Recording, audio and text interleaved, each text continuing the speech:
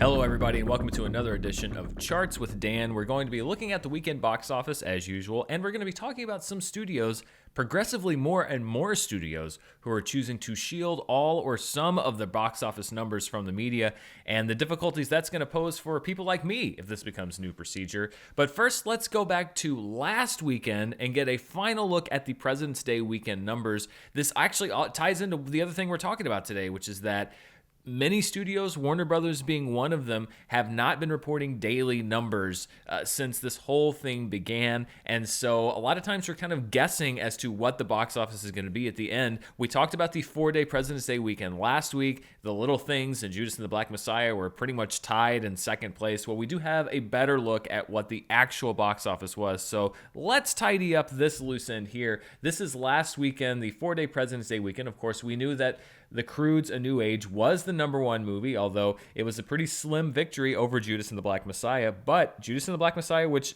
had been in third, is now up to second place. It was able to just nudge out The Little Things by $10,000 to go into second place on its opening weekend. Then at number 4, Wonder Woman, which had been reported initially in the number 5 spot, was actually number 4 for last weekend, with The Marksman at number 5. So Warner Brothers actually owned the numbers 2, 3, and 4 spots at the weekend box office for President's Day. Of course, those are all movies that were in their hybrid HBO Max theatrical window experiment. Wonder Woman 1984 currently not on HBO Max. Little Things will be rotating off HBO Max soon because they are only on the streaming service for about a month, and then they go to a theatrical / PVOD / buy rent. It's a messy situation. The main point being we now have a better idea of what last weekend's box office looked like.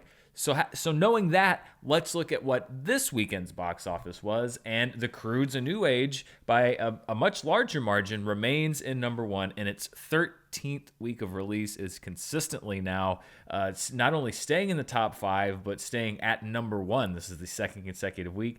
In its 4th week, The Little Things is able to reclaim a spot over Judas and the Black Messiah by about $300,000. So there was a drop-off with Judas and the Black Messiah. It does look like the big surge for people that were going to go see it in theaters that did happen in the first week. As I mentioned, it's on HBO Max currently, along with The Little Things. Then we have Wonder Woman 1984 in the 4th spot in its 9th week, and The Marksman in the 5th spot at number 5. No new entries into the top 5, and one of the big reasons for that is that we are seeing more and more that some studios are not reporting their box office data. The big movie that we would talk about, well, big being the operative word, meaning that it was the only movie that went into wide release just this past weekend, was Nomadland, which is a big Oscar contender. It's also currently available on Hulu. It had been playing in IMAX theaters for a couple of weeks. It moved into wide release, but Searchlight Pictures, not Fox Searchlight anymore, now just Searchlight, it's owned by Disney but still remains its own separate division,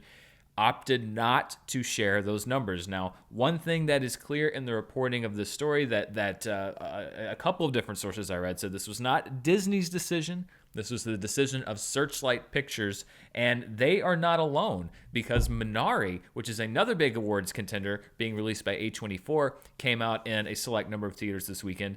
A24 also declined to share box office numbers for that film. So this is part of a growing trend, and we've mentioned it on the show many times before that due to the pandemic, and honestly for some of these before the pandemic, the studios have decided not to share box office data. This is a list of some studios now that are hiding some or all of their box office data. When I say hiding, I mean not reporting them to the media. Netflix, of course, has never shared box office data for any of their films. We don't know how much money The Irishman made. We don't know how much money Roma made. We don't know how much any of their films do box office-wise. Amazon Studios also does not share box office data for their films. Sony reportedly was shielding part of their box office data. So there are a few different ways that people can access all of this information. There is a service called ComScore. We've talked about it before. I pull information from ComScore, or I did when that information was more readily available. It is a tracking system that all of the different studios pay to have access to, and usually particularly on the weekends, a studio will report the daily box office data into ComScore so that everyone, including their rival studios, can see how a movie is doing day by day. Sony reportedly has opted not to share that daily data, but they do send a note to the media at the end of the weekend saying, this is how our movie did. Same with Warner Brothers, and we've talked about this on the show before. They are shielding their daily data, but they will share with the media a note from the studio at the end of the weekend saying how the movie did. It's not until later that you can actually get complete data for these movies. A24 and Searchlight are two new entries into this club. Both studios declined to share their box office data at all. So they're hewing much closer right now to the Netflix model of it's not just that they are not sharing the daily box office numbers, they are not providing to the media or anyone information about what the films are doing in any way, shape, or form. Now, there was some tracking done with inside sources for Nomadland. People are saying that it made about $500,000 this weekend and that it's made maybe about $675,000 total, but there's no official word from the studio on that. And this is something that we're seeing, as I said, more and more. Now, why are studios doing this or choosing not to provide this information? According to different sources and all these different stories, it's because they don't want the money to be taken out of context. Because we're in this pandemic, they don't want there to be conclusions drawn about the success of their films or failure of their films. They think that because this is a special circumstance that people will misinterpret that data and perhaps view their films negatively. And I certainly understand the fact that, yes, your numbers are not going to be impressive, but I also think that, well, nobody's numbers are impressive. This is not a new thing. It's not like it's the first weekend where the public would have to be educated as to why the numbers are so low. This has kind of been going on for a while. I think people are at the point now where if you have a low box office gross, pretty much everybody's going to give you the benefit of the doubt. I don't think that you need to go to the extreme of hiding the numbers because people are going to unfairly think that your movie was a flop because it had such a low gross. I do think that these are obviously numbers that they don't want to share because they're not great numbers. But then again, nobody has great numbers. They are their own companies, though, and we are in a very special situation. So, this is their prerogative. I have shown a lot of frustration with Warner Brothers in particular because I think that they're kind of playing games with the numbers, and a lot of other studios, it seems like, are taking this as an opportunity to play their own games, whether that's only sharing the data that they want or sharing none whatsoever. Netflix and Amazon have been playing this for a very long time because they're part of the new crew for the studios. They can kind of set their own rules. I think what's going to be really concerning, and this is where a lot of the reporting that I've seen on this so far comes in, is when or if this becomes something that goes beyond the situation that we're in. That once theaters open again, our studio is going to say, well, wait a minute. If we can only report the box office data that we want to report, well, then let's just do that. So then nobody has to know when our movie flops, and we'll only talk about it when our movie does well. I think that would be a real shame. First of all, it makes my job a lot harder because if you don't know the real data, it's kind of like trying to track something on Disney+. We don't know as analysts. There are people that do different kinds of things like watch minutes, etc. You can get a vague idea of what's going on, but we really don't know the hard data on anything except for what Disney chooses to share. And it would be a real shame if that's the direction that we're going because, yes, I know it sucks for a movie to flop and for you to have to deal with the media coverage, but at the same time, we also cover the movies that do really well. And I think that there is something to having a historical record of how films do and how films don't do. There's plenty of box office flops, quote unquote, that have gone on to be well-regarded movies and have made a bunch of money for the different studios. So this is something to watch. Is this number going to grow? Are there going to be more studios who decline to provide some or all of their box office data? And as theaters start to reopen, is this going to become the new status quo? All things to keep an eye on. I certainly hope that this is special circumstance stuff. And there was a little shimmer of light when we talk about movie theaters reopening, because just today it was announced that Andrew Cuomo, the governor of New York, gave the go-ahead for movie theaters in New York City to reopen next week at reduced capacity. This will be the first time that theaters have been open in any capacity in New York City for almost a year. Now, it is 25% capacity or no more than 50 people. So that is not a huge number of people.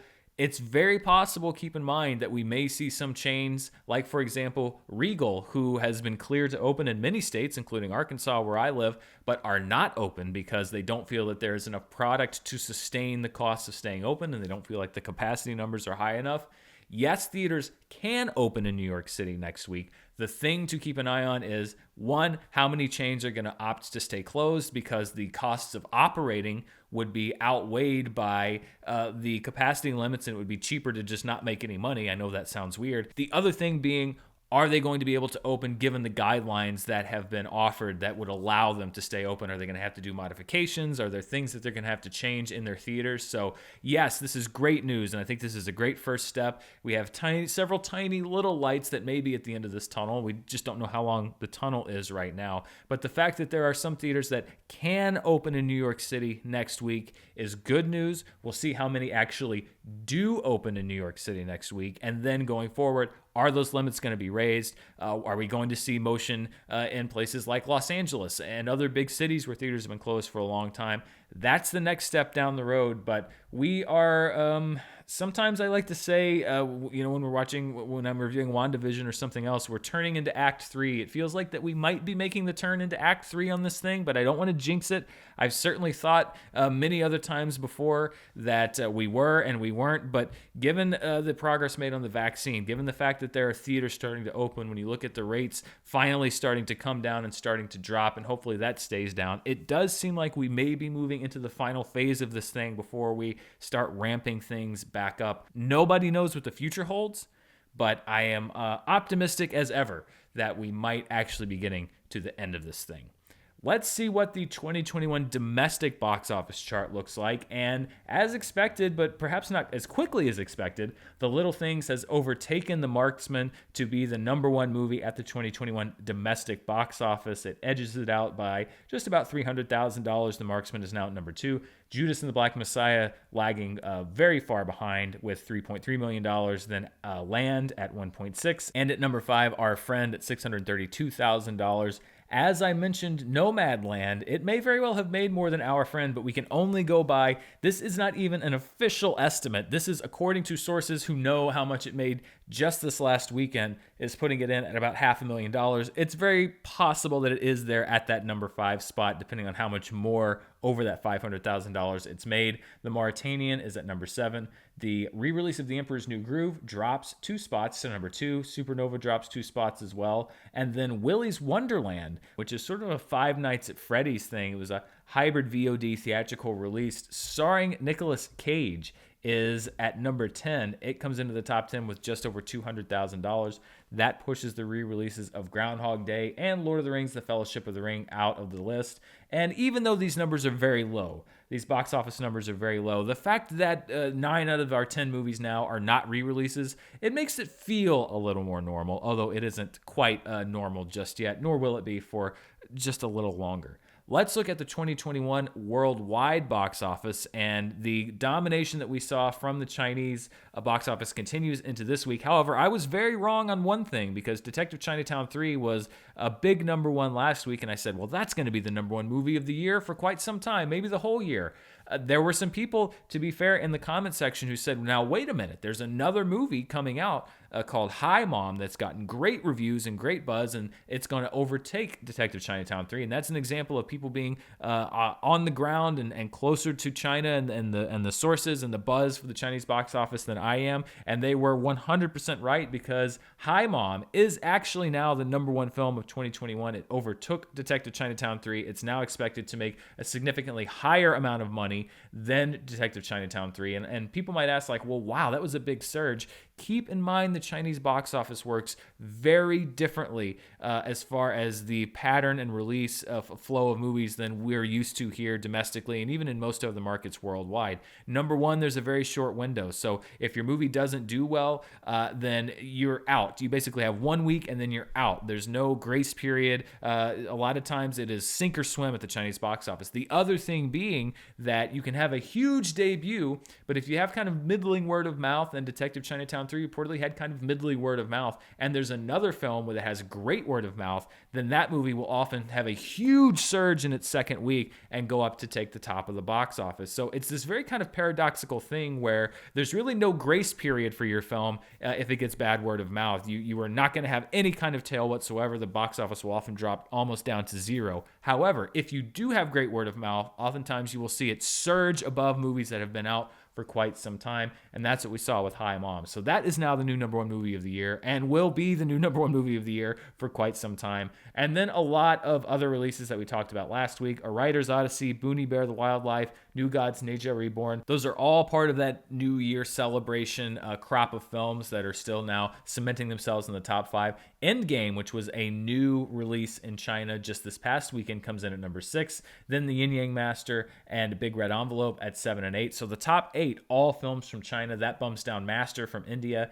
and The Last Warrior, Root of Evil from Russia down to 9 and 10. Wish Dragon, which is another Chinese film, drops out. But yes, as you can see, particularly due to the New Year's celebration in China, they now are dominating the worldwide box office and will for quite some time. At least we'll see if Black Widow hits this date in May. Perhaps we'll see Godzilla vs. Kong come in and wreck shop a little bit on that chart. But again, we're seeing a hugely dominant performance from the Chinese box office as their recovery continues to progress, and the numbers coming out of that country show that perhaps the silver lining you could take out of it is a little bit of hope that once things stabilize here and in other markets worldwide, that thirst for the film experience for movies will not go away, because you're seeing a huge resurgence in China. We'll see if other markets around the world follow suit.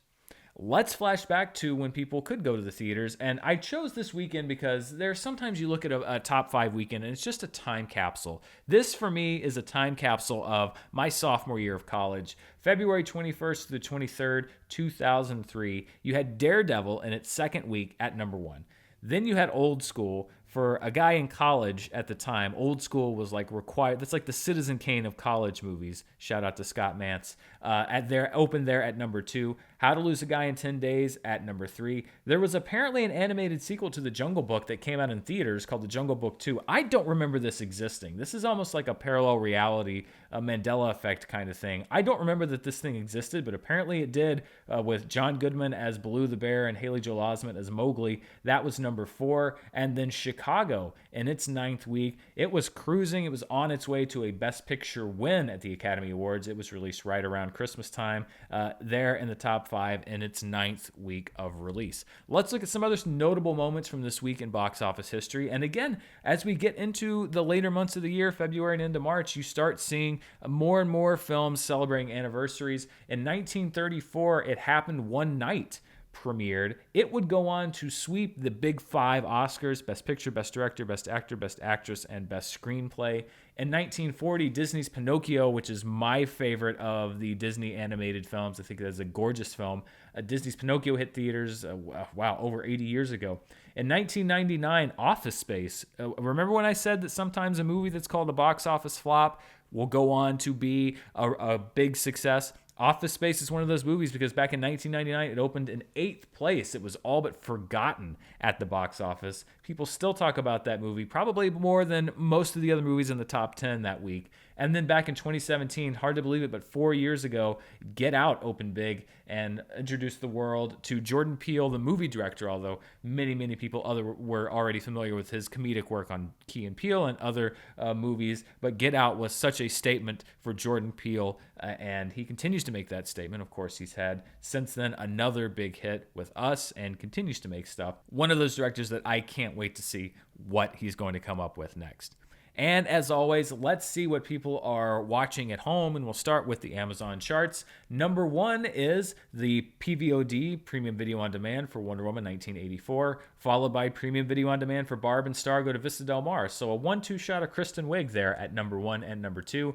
Greenland, the rental, is at number 3. The purchase window for The Croods: A New Age has it there at number 4. News of the World is still premium video on demand at number 5. Then Monster Hunter has entered the purchase window. It's there at number 6. Let Him Go, Freaky, and Songbird, all rentals, are at number 7, 8, and 9. And then at number 10, this is a movie that we keep seeing pop in and out of the charts really the entire pandemic, which is Game Night. People love that Game Night. It was a pretty modest, it was a success at the box office, but you're seeing a lot of tail on the tail end. A lot of people still returning to watching that movie. So Game Night back in the top 10 over on Amazon. Let's see what people are watching on iTunes. And the one thing to note, at least as of the time that I did this chart, is that while Wonder Woman 1984 was number 1 on the Amazon PVOD charts, it is out of the top 10 on iTunes. So people that are going to iTunes to rent or buy movies or do premium video on demand, that Wonder Woman 1984 dropped off the top 10 completely. Perhaps something, again, as we take the notes on the movie, it is a more complicated movie than most to try to figure out as far as reaction and success, etc. But notable that it did drop off the iTunes top 10 after just 1 week. At number 1 is Greenland, which is in the buy-rent window. As I mentioned before, Monster Hunter, which came out right around Christmas, is now in the purchase window, so it's there at number 2. Tenet, buy-rent at number 3. Silk Road, which is in the buy-rent window, is there at number 4. Then The Croods: A New Age, the purchase version, is at number 5. Barb and Star Go to Vista Del Mar, PVOD at number 6. Let Him Go is at number 7, people buying and renting that one. Then The Swordsman, Blithe Spirit, and Shadow in the Cloud, 3 entries that are either on the chart for the first time or making a return to the chart. Shadow in the Cloud, we saw before, was a premium video on demand title that is now able to buy or rent. So a lot of movement on the iTunes chart, but again, notable, I think, that Wonder Woman 1984 is not on that chart after just 1 week. And finally, let's see what people are watching over on Netflix. At number 1 is a movie I saw a lot of buzz about on social media this past weekend with Rosamund Pike and Peter Dinklage. I Care a Lot. That's the number 1 watch thing on Netflix right now. Then at number 2, a Netflix series called Behind Her Eyes. At number 3, Good Girls, which I believe is an NBC series. They added new episodes. That's the number 3 program on Netflix at the moment. iCarly, which we talked about last week, the first couple seasons are made available, is at number 4. Then Crime Scene, the Netflix series about the Cecil Hotel, is at number 5, followed by the Netflix series Firefly Lane and the Netflix series Tribes of Europa at 6 and 7. The Crew, another Netflix series, at number 8, and then Coco Melon at number 9, and Bridgerton, the Netflix series, at number 10. And I have to say, Bridgerton, I've completely missed out on. I haven't seen it. I was watching SNL. The host was from Bridgerton, and people were just screaming their lungs out at this guy. Sometimes, pop culture things just pass you by, and Bridgerton is one of those things thus far that has passed me by, but it is weird. It's like jumping into a different reality where everybody knows who this person is, and I had no clue. On one end, it's kind of alienating. On the other end, it's kind of interesting and refreshing to just have no idea of this thing that so many other people know about. So perhaps one day I'll get around to watching Bridgerton, but it's not high on my list right now. And that wraps us up for charts today. It's a pretty straightforward episode, not a whole lot of fancy facts and figures and numbers. It's been a couple of busy weeks right around here, so sometimes, like I say, it's a meat and potatoes episode, just the facts and nothing but the facts. I'll be back next week to report on what movies are reporting at the box office. We will see if there's anything else that has bubbled up around the world, if we might see some more numbers here domestically for other films. There is a new movie, Tom and Jerry, which is, again, hitting the HBO Max theatrical window starting this weekend. Keeping in mind that The Croods: A New Age, which wasn't quite the same thing, but was a family film, it was animated. Tom and Jerry is a hybrid animated film, but that kind of stuff has done really well at the box office during this pandemic, better than almost anything else. So are we going to see different results with Tom and Jerry? Are we going to see a bigger box office number? Are we going to see it sustain at the box office longer because people are taking their kids? It'll be interesting to see how the HBO Max family fare has done. We know how the big superhero film has done. We know how the Oscar dramas have done. Now we'll see how the family film does at the box office. So I'll be back with that information next week, along with any other breaking box office news. Thank you so much for watching. If you want to see even more of what I'm doing, you can check me out on Patreon at patreon.com/Dan Murrell. And I particularly want to thank these patrons. These are some of my producer level patrons. They have been such a help. They did study sessions with me and Mara as Mara was getting ready for her big Inner Geekdom match, which just happened this past weekend. We also do movie club watch-alongs. We have a show that comes on twice a month called Dan Decides sides where we talk about all different kinds of stuff. It really is a lot of fun. I'd love to have you be a part of it. Also, don't forget about my podcast, All My Movies. We're wrapping up Bad Movie Month this week, and we're going to be talking about Tommy Wiseau's The Room, as well as The Disaster Artist, the star-studded biopic about the making of The Room. I'd love to have you come check that podcast out. But most importantly, thank you for watching here. Stay safe, and I will see you right here next week. Thanks for watching.